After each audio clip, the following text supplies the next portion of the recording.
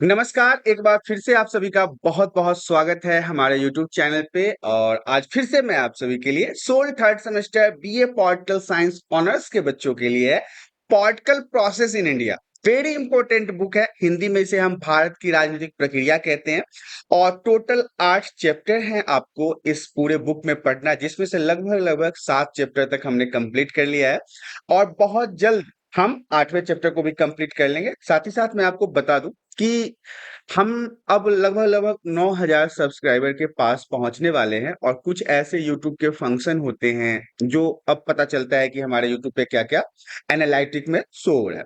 तो मैंने कल देखा कि मेरे 100% सब्सक्राइबर में से 95% सब्सक्राइबर ऐसे हैं, मतलब कि वीडियो देखने वाले बच्चे ऐसे हैं जिन्होंने चैनल को सब्सक्राइब ही नहीं किया। वो वीडियो आके देखते भी हैं, उन्हें अच्छा भी लगता है, वो कमेंट भी करते हैं, लेकिन वो चैनल को सब्सक्राइब नहीं कर रखे। तो इससे ना मुझे मतलब पता ही नहीं चल पाता है कि कितने बच्चे हमारे सब्सक्राइबर हैं या फिर एक जो होता है ना वो आप समझ लो कि वो गुदगुदी जो सब्सक्राइबर की होती है वो नहीं हो पाती है।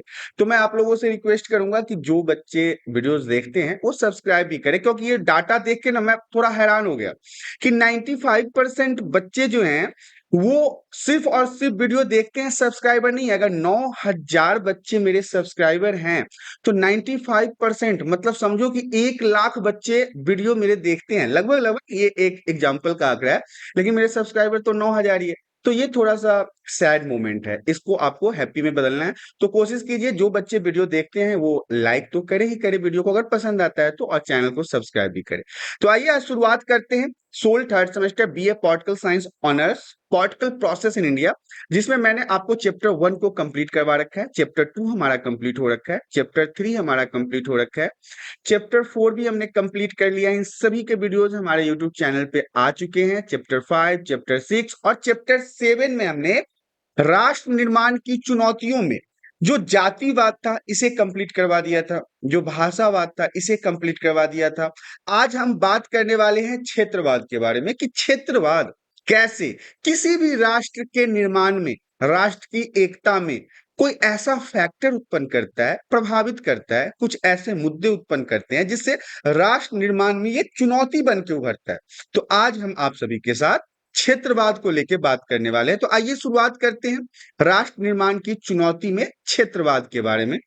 टॉपिक कहता है क्षेत्रवाद। तो पहले हम क्षेत्रवाद को समझ लेते हैं कि क्षेत्रवाद होता क्या है, क्षेत्रवाद कहते किसे हैं। एक सामाजिक, राजनीतिक, सांस्कृतिक अवधारणा है।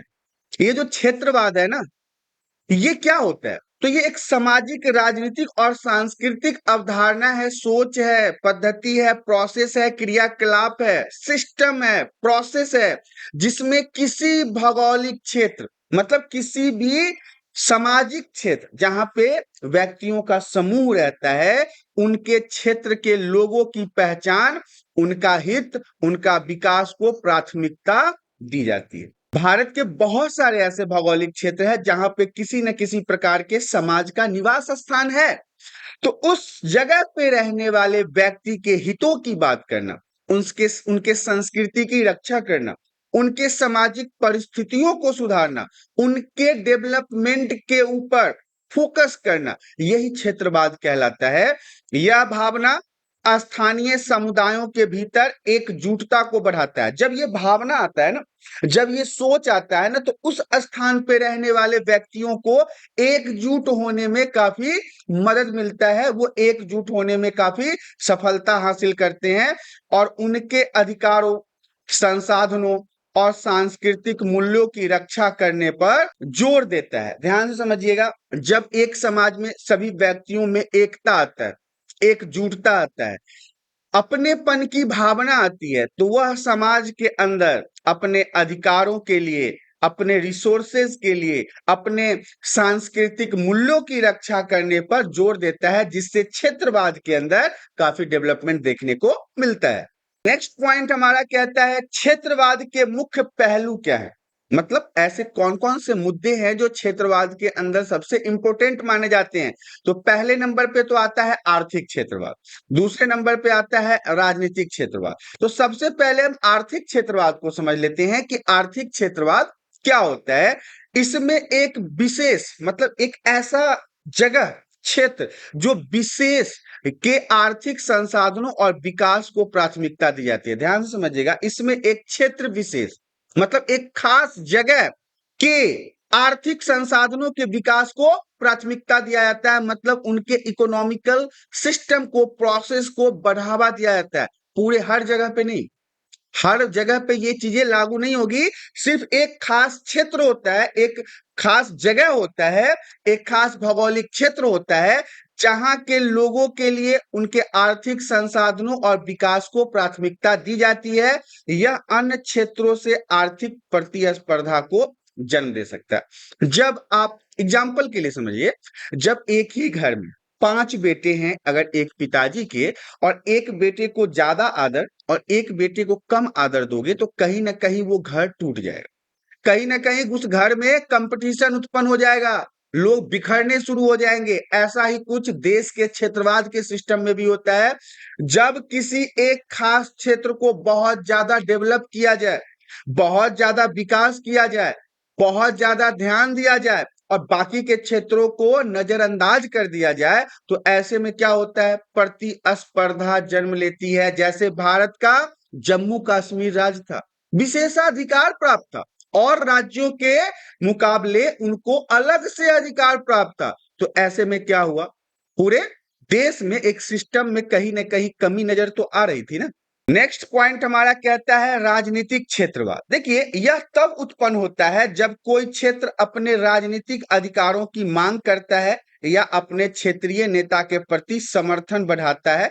कभी कभी यह केंद्र और राज्य के बीच में तनाव को जन्म दे सकता है। देखिए, राजनीतिक क्षेत्रवाद कहने का मतलब है कि यह प्रक्रिया तब संपन्न होती है जब किसी एक खास भौगोलिक क्षेत्र, एक खास जाति, धर्म, संस्कृति के लोगों को राजनीति में पहुंचाने के लिए समर्थन प्राप्त होता है। उन्हें महत्व, जब सबसे ज्यादा वोट देके उनको राजनीतिक प्रक्रिया में शामिल करवाया जाता है, या फिर वहां के लोग अपने लिए राजनीतिक अधिकारों की मांग करते हैं, तो ये राजनीतिक क्षेत्रवाद कहलाता है। इससे भी देश के अंदर, राज्य के अंदर तनाव बढ़ता है, दुश्मनी बढ़ती है, झुंझलाहट बढ़ती है, दिक्कतें बढ़ती है और परेशानियों का सबब दिन प्रतिदिन बढ़ता जाता है। तो इसे हम राजनीतिक क्षेत्रवाद के रूप में जानते हैं। तीसरे नंबर पे आता है सांस्कृतिक क्षेत्रवाद। अब ये सांस्कृतिक क्षेत्रवाद क्या है, किसी विशेष क्षेत्र की भाषा, वहां की संस्कृति, वहां का रीति रिवाज,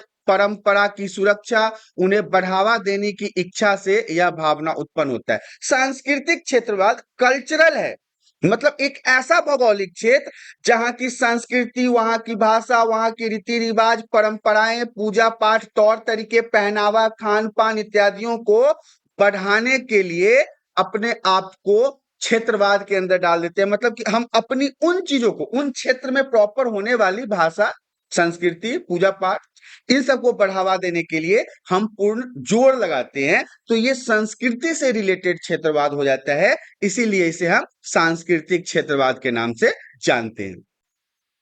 नेक्स्ट पॉइंट हमारा कहता है क्षेत्रवाद के सकारात्मक और नकारात्मक प्रभाव। अब क्षेत्रवाद के सकारात्मक और नकारात्मक प्रभाव क्या क्या है, तो सबसे पहले हम पॉजिटिव मतलब कि सकारात्मक प्रभाव के बारे में देख लेते हैं कि क्षेत्रवाद के सकारात्मक प्रभाव में कौन कौन से पॉइंट आपको पढ़ने।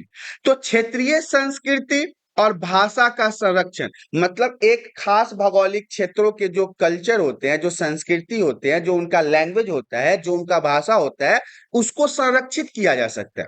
क्षेत्रीय क्षेत्रवाद से ना भाषा को, संस्कृति इत्यादियों को संभाल के रखा जा सकता है। दूसरा है स्थानीय विकास और संसाधनों का समुचित उपयोग। स्थानीय विकास कहने का मतलब है लोकल पॉइंट ऑफ व्यू से लोगों को डेवलप किया जाता है। वहां पे अस्पताल, विद्यालय और भी बहुत सारी चीजें लगाई जाती है, लघु उद्योग लगाया जाता है, जिससे लोग आगे विकास कर सके। संसाधनों अर्थात रिसोर्सेज का, जो प्राकृतिक संसाधन है, उनका भी समुचित उपयोग किया जाता है, दोहन नहीं किया जाता है। इसके अलावा सामुदायिक एकता और सशक्तिकरण होता है। अगर क्षेत्रवाद में लोग अपनी संस्कृति और भाषा को लेके एकत्रित होते हैं, तो उनके बीच में ना एकता की भावना भी उत्पन्न होती है। वो आपस में एक दूसरे से जुड़ते चले जाते हैं, एक दूसरे से संलग्न होते चले जाते हैं और इससे सशक्तिकरण होता है। नेक्स्ट पॉइंट में हम निगेटिव पॉइंट अर्थात नकारात्मक प्रभाव के बारे में बात करेंगे कि नकारात्मक प्रभाव क्या होता है। तो देखिए, क्षेत्रीय संघर्ष और विभाजन। अब यहाँ पे क्या होता है कि क्षेत्र के अंदर संघर्ष उत्पन्न होने लगता है और विभाजन अर्थात टूटना फूटना भी शुरू हो जाता है। इसके अलावा राष्ट्रीय एकता में बाधा उत्पन्न होता है। देश के निर्माण में एकता की भावना में कहीं ना कहीं परेशानी उत्पन्न होती है। भेदभाव और असमानता की भावना को बढ़ावा देना। भेदभाव कहने का मतलब है एक दूसरे से लोग आपस में एकता नहीं बना के रखते, एक दूसरे से मिल के नहीं रहते, समाज में एक दूसरे को ऊंच नीच अमीर गरीब की भावनाओं में बांट देते हैं, असमानता फैलता है। क्षेत्रवाद का प्रभाव अक्सर राजनीति और विकास नीतियों पर दिखता है और इसे समुचित तरीके से संभालने की आवश्यकता है। क्षेत्रवाद को लेकर राजनीति भी बहुत जोर पकड़ लेता है। एक प्रॉपर नेता अपने खास क्षेत्रों के लोगों के विकास की बात करते हैं, उन्हें पूरे देश से कोई मतलब ही नहीं रहता, पूरे राज्य से कोई मतलब ही नहीं रहता। लेकिन जबकि नेता को तो समानता दिखाना है ना, उन्हें पूरे देश पूरी राजनीति को एक साथ लेके चलना है, समाज में रहने वाले सभी लोगों को समानता का अधिकार दिलाना है। तो इससे क्या होता है, यह राष्ट्रीय एकता को ना नुकसान पहुंचाता है और इस राष्ट्रीय एकता को नुकसान न पहुंचाया जाए, इसलिए क्षेत्रवाद के ऊपर राजनीति वगैरह करना, पॉलिटिक्स वगैरह करना सही चीजें नहीं है। यहाँ पे क्षेत्रवाद से जुड़े हुए सारे मुद्दे समाप्त हो गए हैं और यहाँ पे चैप्टर 7 के अंदर राष्ट्र निर्माण की चुनौती में जातिवाद, भाषावाद और क्षेत्रवाद तीनों मुद्दों को आपको समझा दिया गया है। अब हमारा इस चैप्टर का लास्ट पॉइंट चौथा है, बहुसंख्यक और अल्पसंख्यक समुदाय और भ्रष्टाचार। इंपॉर्टेंट रहेगा, ये आगे आने वाले वीडियोस में आपके लिए इस वीडियो को बनाया जाएगा। तो यहाँ पे 7वां चैप्टर का जो पॉइंट था वो तीनों पॉइंट हमने समाप्त कर लिया है। Third semester BA political science honours के बच्चों के लिए है political process in India, Bharat की राजनीतिक प्रक्रिया के 7वें चैप्टर का थर्ड पॉइंट यहाँ पे समाप्त हो गया। आशा करता हूं वीडियो में दी गई जानकारी आप सभी को पसंद आया होगा। जानकारी पसंद आया, वीडियो को लाइक और चैनल पे पहली बार आया तो चैनल को सब्सक्राइब कर ले ताकि इसी प्रकार के एजुकेशनल वीडियो आपको हमेशा प्राप्त होता रहे। आज के लिए इतना ही, धन्यवाद।